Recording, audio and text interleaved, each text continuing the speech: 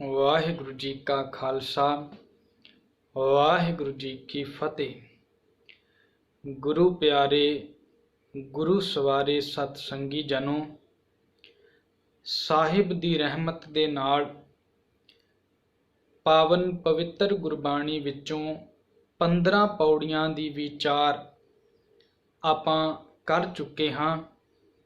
अज सतगुर ने 16वीं पौड़ी दी विचार साडे सन्मुख जो रखी है वो आपां वाचन दा यतन करांगे। साहब शुरुआत करते ने कि जिहड़ी वो लड़ी चल रही सी कि जिहड़ा मनुख गुरु दी गल सुनदा है, परमेश्वर दे हुक्म नूं उस विचों समझ लैंदा है ते जो जो उहनूं समझ मिल जाती है वो समझ वो अपने जीवन विच मन लैंदा है। पहला वो समझदा है, फिर वो समझे होए नूं जदों मनदा है ते वो एडी उच्ची अवस्था दा मालक हो जांदा है जिन्हों सतगुरु जी अज पंच शब्द दे नाल संबोधन करते हैं कि पंच परवान पंच प्रधान पंचे पावह दरगा मान। ओही परवान ने ते ओही प्रधान ने, उन्हां नूं दरगाह दे विच मान प्राप्त हुंदा है। हुण पंच शब्द जिहड़ा है प्रोफैसर साहिब सिंह जी वल्लों भी जो इहदे अर्थ होए ने वो है प्रधान मनुख, भाव मुखी मनुख, श्रेष्ठ मनुख की गल चल रही है। कई इहदी जदों विचार करते हैं इहनूं गिणती दे नाल जोड़ के 5 भी अर्थ कर लैंदे ने, पर इत्थे पंजां दी गल नहीं चल रही, इत्थे पंच दी गल चल रही है। जिवें तुसीं पिंडां थावां ते जाओ, पिंडां थावां ते जदों पंचायत चुणदे ने ਉਹਦੇ ਵਿੱਚੋਂ ਮੈਂਬਰ ਚੁਣੇ ਜਾਂਦੇ ਨੇ। ਮੈਂਬਰ ਉਸ ਪੰਚਾਇਤ ਵਿੱਚ ਇੱਕ ਸਰਪੰਚ ਚੁਣਿਆ ਜਾਂਦਾ ਹੈ। ਮੈਂਬਰ ਭਾਵ ਇਸ ਪਿੰਡ ਦੇ ਪੰਚ ਲੋਕ ਜਿਨ੍ਹਾਂ ਨੂੰ ਮੁਖੀ ਚੁਣਿਆ ਜਾਂਦਾ ਹੈ ਵੀ ਇਹਨਾਂ ਨੇ ਪਿੰਡ ਦੀ ਸਾਰੀ ਦੇਖ ਰੇਖ ਸਰਕਾਰ ਦੇ ਨਾਲ ਮਿਲ ਕੇ ਪ੍ਰਬੰਧ ਚਲਾਉਣਾ ਹੈ। ਇਹ ਪਿੰਡ ਦੇ श्रेष्ठ ਮਨੁੱਖ ਨੇ, ਇਹ ਇਸ ਪਿੰਡ ਦੇ मुखी लोग ने ते उन्हां मुखियां दे विचों एक सिरमौर हुंदा है जिन्हों सरपंच कहिंदे ने। सरपंच दा भाव इन्हां पंचां दा सब तो उच्चा मुखी, जिहदी गल सारे पंच मनदे ने। इत्थे गुरु साहब कहिंदे ओ मनुख जिहड़ा गुरु दी गल नूं सुण के समझदा है अते समझे होए नूं अपने जीवन विच लागू करदा है, उस लागू करन वाले मनुख नूं रब दी दरगाह दे विच श्रेष्ठ मनुख दी जिहड़ी पदवी मिलदी है, दरगाह दे विच मान मिलदा है। क्योंकि उहदा जीवन कैसा हुंदा है, पंचे सोहै दर राजान। ते रब बाबत असीं गुरबाणी विचों पढ़दे हां राजान राज भान आन भान। जाप साहिब तुसीं पढ़दे हो सारे जाने। वो राजियां दा भी राजा है, राजन मैं तू राजा कही है, भूमन मह भूमा ठाकुर मह ठकुराई तेरी, कोमन सिर कोमा भाव परमेश्वर राजियां दा सब तो वड्डा राजा है। ते जेड़ा वो राजा है उहदी दरगाह दे विच भी उहदी निगाह दे विच भी वो मनुख श्रेष्ठ है। हुण असीं दरगाह नूं कई बार किसी अलग जगह ते मिथ लैंदे हां, पर असीं ये सारा पढ़ चुके हैं। परमेश्वर ने हर कण कण विच जर्रे जर्रे विच अपनी होंद समाहित कीती है। वो हर जगह ते एक रस व्यापक है ते जिथे जिथे भी वो रब है उथे उथे महसूस करन वाला वही मनुख सब तो श्रेष्ठ है। क्योंकि मुक्ति का द्वार उन्होंने मिलता है जिहड़ा असीं पिछे पढ़ के मन्नै पावह मोख द्वार। मुक्त मनुख वही है जिहड़ा हर थावें परमेश्वर की सत्या परमेश्वर की होंद नूं समझ लैंदा है। अज साहब कहिंदे ओ मनुख मुखी हुंदे ने, भाव ओ मनुख परमेश्वर की निगाह दे विच श्रेष्ठ मनुख ने जिन्हां ने मन लिया। पंचे सोहै दर राजान ਤੇ ਅੱਗੇ ਦੁਬਾਰਾ ਫਿਰ ਸਤਿਗੁਰੂ ਜੀ ਉਹੀ ਗੱਲ ਬਿਆਨ ਕਰ ਰਹੇ ਨੇ ਵੀ ਇਹ ਸਾਰੇ ਸ਼੍ਰੇਸ਼ਟ ਕਿਵੇਂ ਹੋਏ। ਪੰਚਾਂ ਕਾ ਗੁਰ ਏਕ ਧਿਆਨ, ਪੰਜਾਂ ਮਨੁੱਖਾਂ ਪ੍ਰਮਾਣਿਤ ਮਨੁੱਖਾਂ ਦਾ, ਸ਼੍ਰੇਸ਼ਟ ਮਨੁੱਖਾਂ ਦਾ ਇੱਕ ਗੁਰੂ ਵਿੱਚ ਆਪਣੇ ਵਿੱਚ ਧਿਆਨ ਰਹਿੰਦਾ। ਉਹ ਆਪਣੇ ਹਰ ਗੁਰੂ ਦੀ ਹਰ ਗੱਲ ਨੂੰ, ਹਰ ਹੁਕਮ ਨੂੰ, ਜੋ ਪਰਮੇਸ਼ਰ ਨੇ ਗੁਰੂ ਦੇ ਰਾਹੀਂ ਉਹਨੂੰ ਸਮਝਾਇਆ ਹੈ, ਉਹਨੂੰ ਹਰ ਹੁਕਮ ਨੂੰ ਉਹ ਮੰਨਦਾ ਹੈ। ਇੱਕ ਗੁਰੂ ਵਿੱਚ ਹੀ ਆਪਣਾ ਸਾਰਾ ਧਿਆਨ ਸਮਾਹਿਤ ਕਰਕੇ ਧਰਮ ਦੇ ਰਸਤੇ ਤੇ ਜਿਹੜਾ ਤੁਰਦਾ ਹੈ ਉਹ ਸ਼੍ਰੇਸ਼ਟ ਮਨੁੱਖ ਹੈ। ਪੰਚਾਂ ਕਾ ਗੁਰ ਏਕ ਧਿਆਨ, ਜੇ ਕੋ ਕਹੈ ਕਰੇ ਵਿਚਾਰ। ਸਤਿਗੁਰ ਕਹਿੰਦੇ ਵੀ ਜੇ ਕੋਈ ਮਨੁੱਖ, ਕਿਉਂਕਿ ਅਗਾਂਹ ਹੁਣ ਰੱਬ ਦੀ ਗੱਲ ਚੱਲਣੀ ਹੈ, ਰੱਬ ਦੀ ਕੁਦਰਤ ਕੈਸੀ ਹੈ, ਰੱਬ ਦੀ ਕੁਦਰਤ ਦੇ ਵਿੱਚ ਕਿੰਨਾ ਕੁਝ ਸਤਿਗੁਰੂ ਜੀ ਕਹਿੰਦੇ ਉਹਨੇ ਬਣਾਇਆ ਹੋਇਆ ਹੈ, ਕਿੰਨੀ ਖੂਬਸੂਰਤ ਉਹਨੇ ਦੁਨੀਆ ਸਾਡੇ ਸਨਮੁਖ ਰੱਖੀ ਹੈ। ਜੇ ਕੋਈ ਮਨੁੱਖ ਕਹੇ ਅਤੇ ਵਿਚਾਰ ਕਰਨਾ ਚਾਹੇ ਕਿ ਰੱਬ ਕਿਹੜਾ ਉੱਚਾ ਹੈ, ਕਿਹੜਾ ਮਹਾਨ ਹੈ, ਪਰ ਸਾਹਿਬ ਕਹਿੰਦੇ ਉਹ ਮਨੁੱਖ ਵਿਚਾਰ ਨਹੀਂ ਕਰ ਪਾਉਂਦਾ, ਕਿਉਂਕਿ ਕਰਤੇ ਕਹਿ ਕਰਨੈ ਨਾਹੀ ਸ਼ੁਮਾਰ। ਕਰਤੇ ਦੇ ਕੀਤੇ ਹੋਏ ਦਾ ਕੋਈ ਸ਼ੁਮਾਰ ਹੀ ਨਹੀਂ ਹੈ। ਸ਼ੁਮਾਰ ਦਾ ਮਤਲਬ ਹੁੰਦਾ ਹੈ ਕੋਈ ਅੰਦਾਜ਼ਾ ਲਾਉਣਾ। ਜਿਵੇਂ ਅਸੀਂ ਕਈ ਚੀਜ਼ਾਂ ਨੂੰ ਵੀ ਮੇਰੇ ਅੰਦਾਜ਼ੇ ਨਾਲ ਇਵੇਂ ਹੋ ਸਕਦਾ ਹੈ, ਪਰ ਸਤਿਗੁਰ ਕਹਿੰਦੇ ਇੱਥੇ ਉਹਦੇ ਕੀਤੇ ਦਾ ਅੰਦਾਜ਼ਾ ਨਹੀਂ ਮਨੁੱਖ ਲਾ ਸਕਦਾ ਵੀ ਉਹਨੇ ਕਿੱਡਾ ਕੁਝ, ਕਿੰਨਾ ਕੁਝ ਬਣਾ ਕੇ ਰੱਖਿਆ ਹੋਇਆ। ਅਗਾਂਹ ਸਤਿਗੁਰੂ ਜੀ ਲੜੀ ਵਿੱਚ ਹੁਣ ਉਹ ਗੱਲ ਜੋੜ ਰਹੇ ਨੇ, ਉਹਦੀ ਤਾਕਤ ਕਿੱਥੇ ਕਿੱਥੇ ਵਰਤ ਰਹੀ ਹੈ, ਕੀ ਕੀ ਉਹਨੇ ਬਣਾਇਆ, ਉਹਦਾ ਅੰਦਾਜ਼ਾ ਕਿਵੇਂ ਨਹੀਂ ਲਗਾਇਆ ਜਾ ਸਕਦਾ।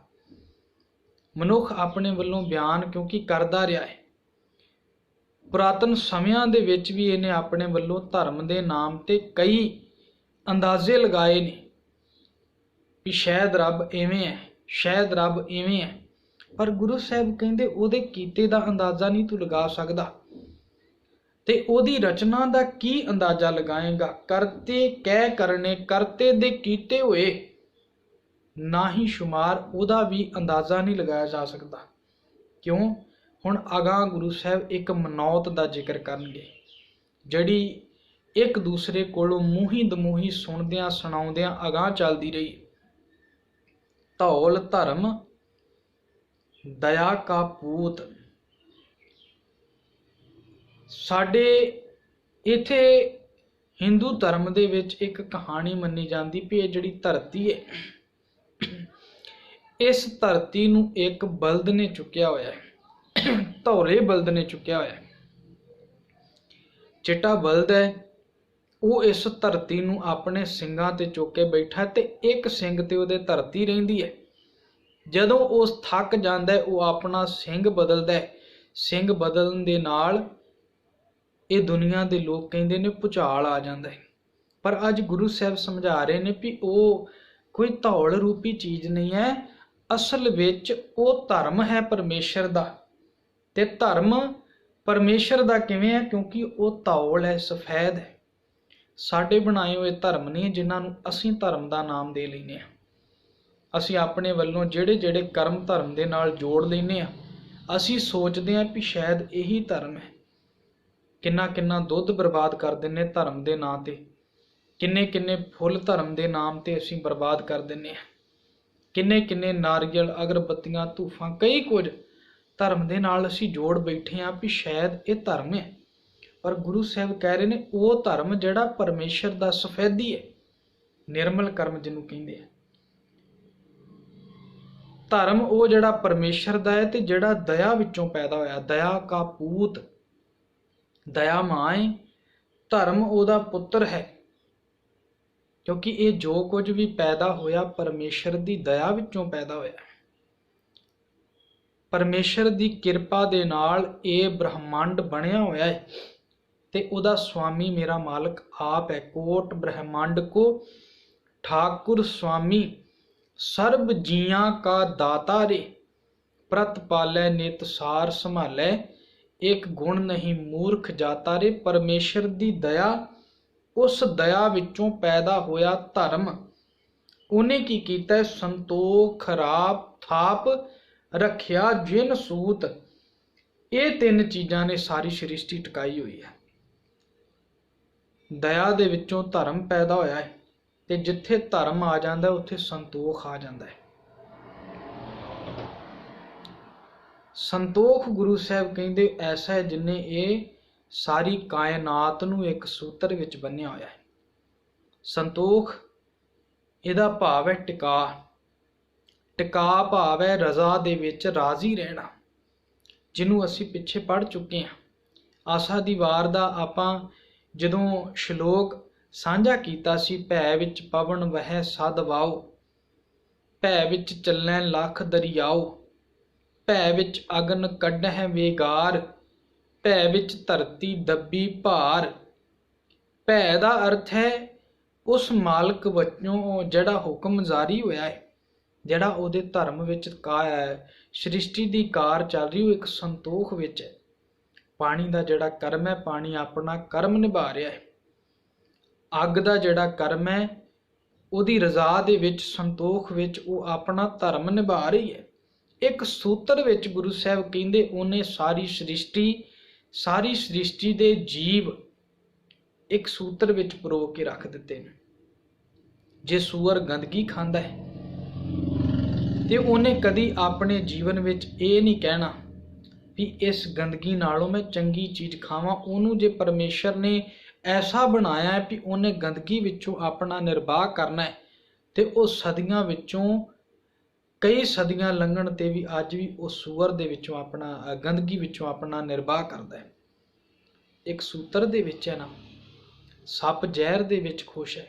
ਤੁਸੀਂ ਕਦੀ ਵੇਖਣਾ, ਭਾਵੇਂ ਜੀਵ ਗੰਦਗੀ ਦਾ ਕੀੜਾ ਵੀ ਹੋਵੇ, ਤੁਸੀਂ ਉਹਨੂੰ ਮਾਰਨਾ ਚਾਹੋ, ਉਹ ਤੁਹਾਡੇ ਕੋਲੋਂ ਬਚਣ ਦੀ ਕੋਸ਼ਿਸ਼ ਕਰੇਗਾ, ਭੱਜਦਾ ਹੈ ਅੱਗੇ ਅੱਗੇ।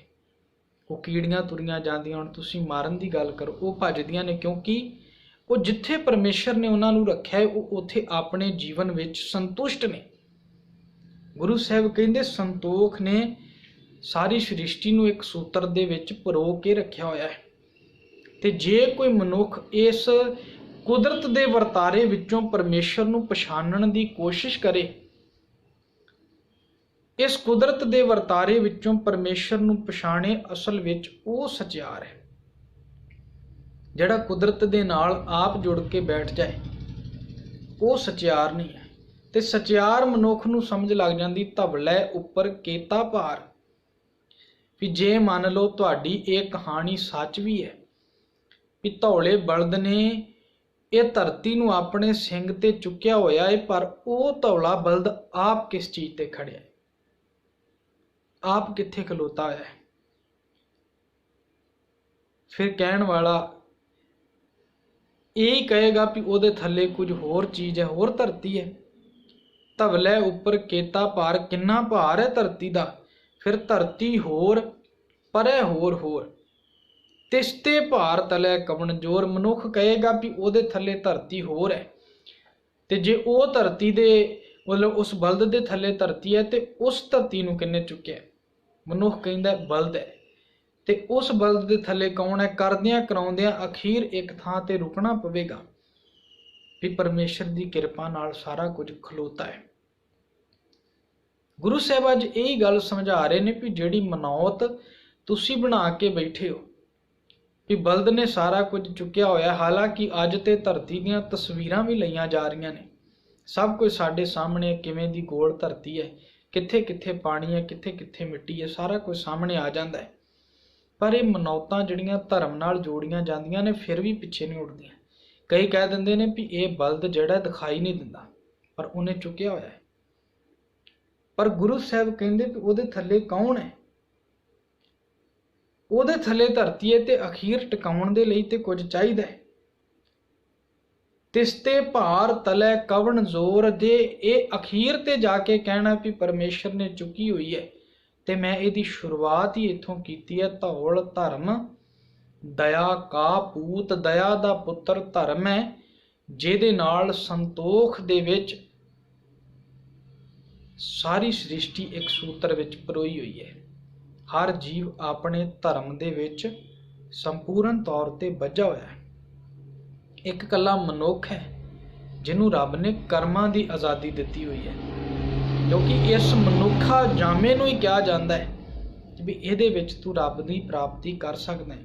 बाकी जानवरां पशुआं पंछियां विच ते इह कहा ही नहीं गया भी ये जीवन दे विच रब की तू प्राप्ति करनी है। रब की प्राप्ति दे लई मनुखा जन्म है ते मनुखा जन्म रब की प्राप्ति दे लई इस करके सतगुर ने गुरबाणी विच समझाया रब वल्लों छोट है भी तू रब दे नेड़े जाना भी चाहुंदा है कि नहीं जाना चाहुंदा, तेरे कर्मां दे अनुसार रहेगा।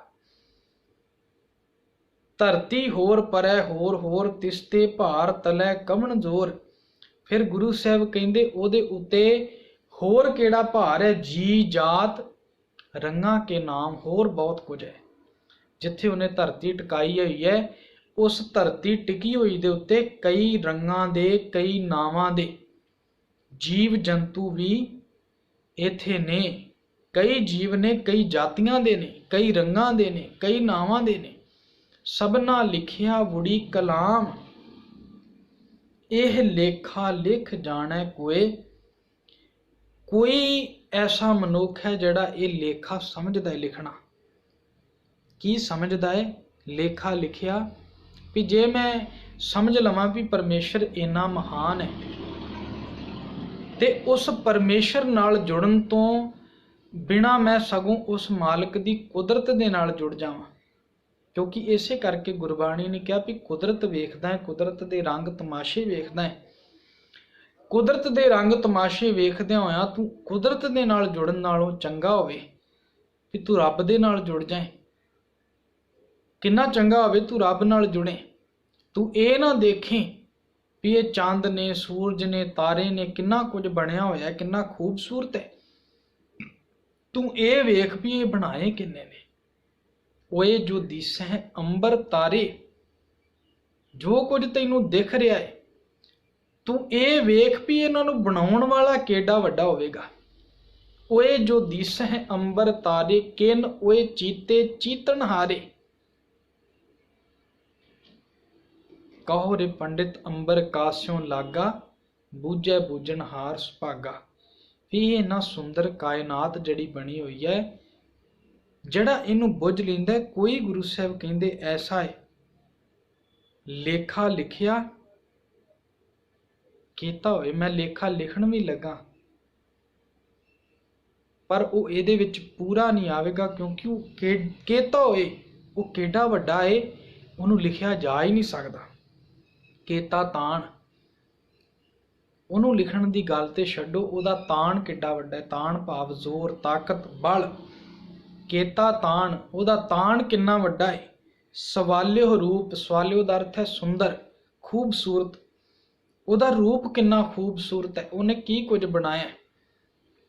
ਤੇ कई बार आप जी ਦੇ ਨਾਲ ਇਹ अर्ज भी की गई है भी मान लो असी पानी लईए काफ़ी ते वो पानी का कुछ चौथा हिस्सा, तीसरा हिस्सा असी मिट्टी लईए तो मिट्टी की सतह के उपर तुसी वो पानी की सतह के उपर मिट्टी का जे कोई ढेला सिटो, वो सिटिया होया मिट्टी का ढेला कुछ समय दे विच पानी विच डुब जाता है ते डुब के कुछ कु पलों विच ही वो मिट्टी पानी विच खुर जाती है, खुर के पानी विच मिल जाती है।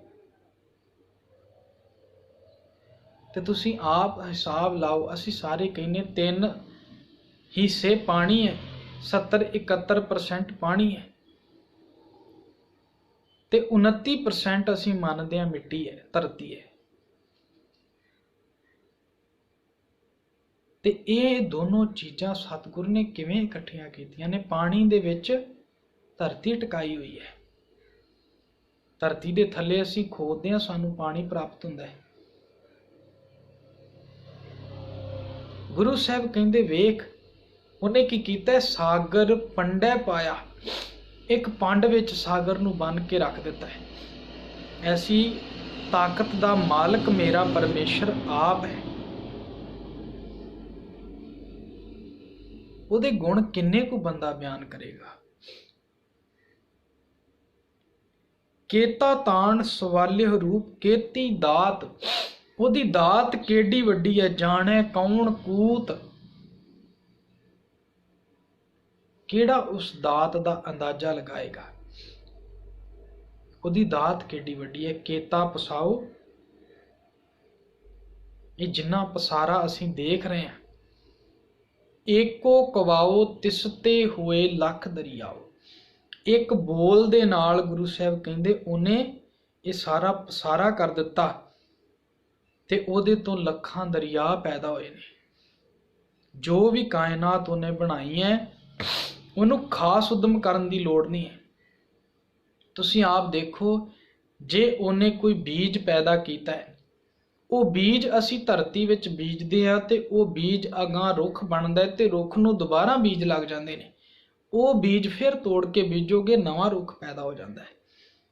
ਉਹਨੇ ਕੈਸੀ ਕੁਦਰਤ ਵਿੱਚ ਚੀਜ਼ ਬਣਾਈ ਹੋਈ ਹੈ। ਤੁਸੀਂ ਪਾਣੀ ਧਰਤੀ ਵਿੱਚੋਂ ਕੱਢਦੇ ਹੋ, ਵਰਤਦੇ ਹੋ, ਨਾਲੀਆਂ 'ਚ ਜਾਂਦਾ ਹੈ, ਉਹ ਸੂਰਜ ਦੀ ਗਰਮੀ ਦੇ ਨਾਲ ਪਾਣੀ ਸੋਖਿਆ ਜਾਂਦਾ ਹੈ, ਸੋਖ ਕੇ ਫਿਰ ਦਰਿਆਵਾਂ ਸਾਗਰਾਂ ਵਿੱਚ ਜਾਂਦਾ ਹੈ ਤੇ ਉਹੀ ਪਾਣੀ ਦੁਬਾਰਾ ਫਿਰ ਧਰਤੀ ਤੇ ਆ ਕੇ ਮੀਂਹ ਰੂਪ ਦੇ ਵਿੱਚ ਮਿਲ ਜਾਂਦਾ ਹੈ। ਉਹਨੇ ਕੈਸਾ ਇੱਕ ਜੀਵਨ ਚੱਕਰ ਬਣਾਇਆ ਹੋਇਆ ਹੈ। ਕੋਈ ਚੀਜ਼ ਉਹਨੂੰ ਦੁਬਾਰਾ ਨਹੀਂ ਪਾਉਣੀ ਪੈਂਦੀ। ਆਸਣ ਲੋਏ ਲੋਏ ਭੰਡਾਰ, ਜੋ ਕਿਛ ਪਾਇਆ ਸੋ ਏਕਾ ਵਾਰ। ਕਿਹੜਾ ਵੱਡਾ ਉਹ ਦਾਤ ਹੈ।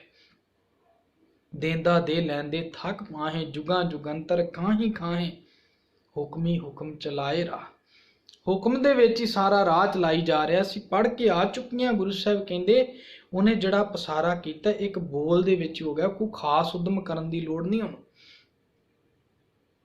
ਜੋ ਜੋ ਉਹਨੇ ਕੁਦਰਤ ਵਿੱਚ ਬਣਾਇਆ ਹੋਇਆ, ਇਕੱਲੇ ਬੀਜ ਦੀ ਗੱਲ ਨਹੀਂ। ਤੁਸੀਂ ਆਪ ਦੇਖੋ, ਮਨੁੱਖ ਹੈ, ਮਨੁੱਖ ਤੋਂ ਫਿਰ ਮਨੁੱਖ ਦਾ ਜਨਮ ਹੈ, ਅਗਰ ਉਹ ਤੋਂ ਅਗਾਂਹ ਫਿਰ ਜਾਤੀ ਜਨਮ ਲਈ ਜਾ ਰਹੀ ਹੈ।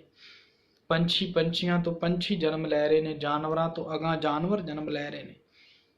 ਸਾਡੀਆਂ ਚੀਜ਼ਾਂ ਬਣਾਉਣ ਦੇ ਵਿੱਚ ਕੋਈ ਚੀਜ਼ ਐਸੀ ਨਹੀਂ ਵੀ ਜਿਹੜੀ ਕਾਰ ਦੇ ਵਿੱਚੋਂ ਕਾਰ ਬਣ ਜਾਏ, ਟਰੱਕ ਦੇ ਵਿੱਚੋਂ ਟਰੱਕ ਜਨਮ ਲੈ ਲਏ। ਉਹਦੀ ਦਾਤ ਏਡੀ ਵੱਡੀ ਹੈ, ਕੋਈ ਖਾਸ ਉਦਮ ਕਰਨ ਦੀ ਉਹਨੂੰ ਲੋੜ ਨਹੀਂ ਪੈਂਦੀ। ਇਸ ਕਰਕੇ ਗੁਰੂ ਨਾਨਕ ਸਾਹਿਬ ਕਹਿੰਦੇ ਕੁਦਰਤ ਕਵਣ।